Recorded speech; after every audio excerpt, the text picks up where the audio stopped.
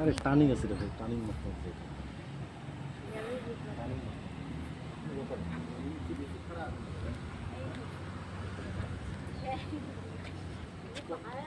এক থেকে 2 নম্বর তার উপরে গাড়ি উঠছে।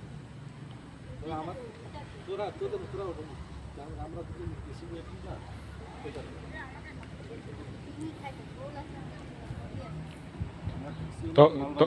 তখন আমি চালালে ভালো হতো, অসুবিধা হতো না। আমার পিছনের ভারীটা বেশি হচ্ছে না।